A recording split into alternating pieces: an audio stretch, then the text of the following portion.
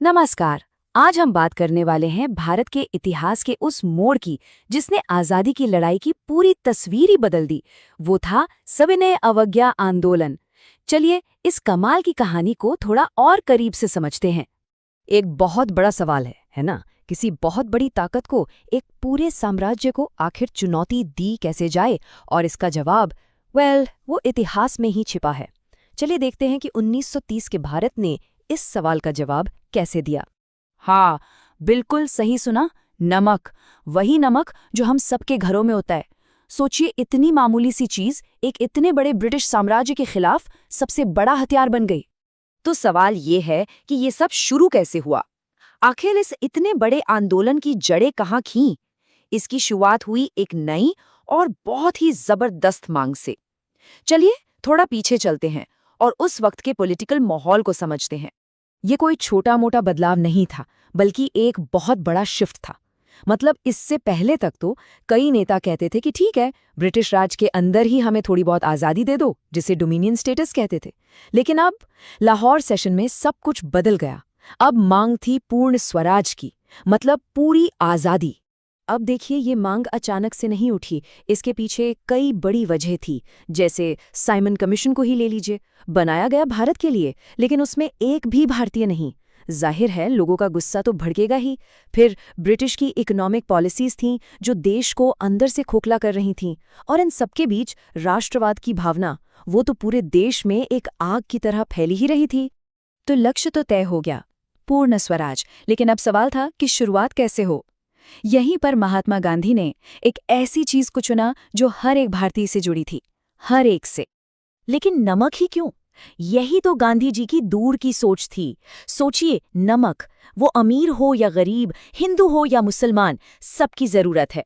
और उस पर टैक्स लगाना, ये ब्रिटिश राज के जुल्म का एक ऐसा प्रतीक था जिसे हर कोई समझ सकता था।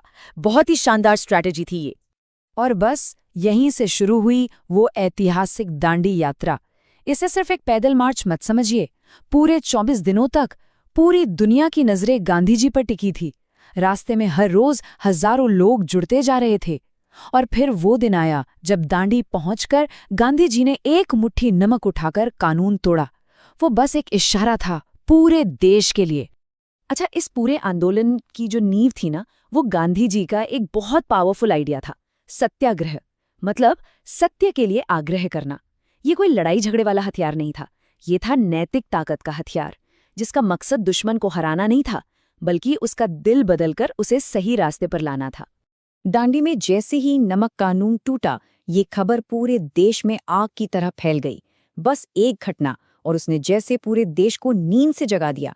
आंदोलन को एक नई चिंगारी मिल गई। और ये जानना बहुत जरूरी है कि बात सिर्फ नमक बनाने तक ही नहीं रुकी। जगह जगह लोगों ने विदेशी कपड़ों का बॉयकॉट शुरू कर दिया, टैक्स देने से मना कर दिया। शांतिपूर्ण प्रदर्शन इतने हुए कि ब्रिटिश एडमिनिस्ट्रेशन एक तरह से ठप पड़ गया। ये सच में एक जन आंदोलन था। अगर हम इसे 1920 वाले असहयोग आंदोलन से कंपेयर करें तो कुछ बड़े फर्क साफ दिखते हैं। सबसे बड़ा फर्क, इस बार औरतों ने जिस तरह से हिस्सा लिया वो कमाल था। ऐसा पहले कभी नहीं हुआ था। और दूसरा, ये आंदोलन सिर्फ बड़े शहरों में नहीं था, इसकी जड़ें गांव तक पहुंच चुकी थीं। और ये आंदोलन कितना फैला हुआ था और इसमें कितने अलग अलग तरह के लोग शामिल थे, इसका एक बहुत अच्छा उदाहरण है खुदाई खिदमतकार। इन्हें ईश्वर के सेवक भी कहते थे।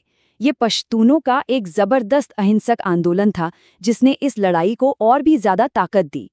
इनके लीडर थे अब्दुल गफ्फार खान, जिन्हें लोग प्यार से फ्रंटियर गांधी या सीमांत गांधी बुलाते थे। ये अपने आप में इस बात का सबूत है कि गांधी जी का अहिंसा का आइडिया देश के कोने कोने तक पहुंच चुका था और लोगों को प्रेरित कर रहा था। अब देखिए, आंदोलन इतना बड़ा हो चुका था, इतना असरदार हो चुका था कि ब्रिटिश सरकार के पास और कोई रास्ता ही नहीं बचा। उन्हें आखिरकार बातचीत की टेबल पर आना ही पड़ा। चलिए देखते हैं कि ये कैसे हुआ। पहले तो सरकार ने अपनी पूरी ताकत लगा दी इससे दबाने में। 90,000, सोचिए, 90,000 से ज्यादा लोगों को गिरफ्तार करके जेल में डाल दिया गया। लेकिन हुआ क्या? ये दमन आग बुझाने की जगह उसमें घी का काम कर गया। तो जब इतना प्रेशर बना तो उस वक्त के वाइसरॉय लॉर्ड इरविन को गांधी जी के साथ एक समझौता करना ही पड़ा। इसी को हम गांधी इरविन पैक्ट के नाम से जानते हैं। तो इस पैक्ट में हुआ क्या? सीधी सी बात है, दोनों तरफ से थोड़ा थोड़ा झुके। अंग्रेजों ने कहा कि ठीक है, हम ज्यादातर राजनीतिक कैदियों को छोड़ देंगे और लोगों को अपने इस्तेमाल के लिए नमक बनाने देंगे। बदले में कांग्रेस ने आंदोलन को कुछ समय के लिए रोकने और लंदन में होने वाली सेकेंड राउंड टेबल कॉन्फ्रेंस में हिस्सा लेने के लिए हाँ कर दी। तो आंदोलन तो कुछ वक्त के लिए रुक गया, लेकिन इसकी जो छाप थी, जो इसकी विरासत थी, उसने भारत के भविष्य को हमेशा के लिए बदल कर रख दिया। क्या क्या असर हुए? सबसे पहले इसने पूरे देश के लोगों को एक साथ ला खड़ा किया। एक कमाल की पॉलिटिकल यूनिटी देखने को मिली।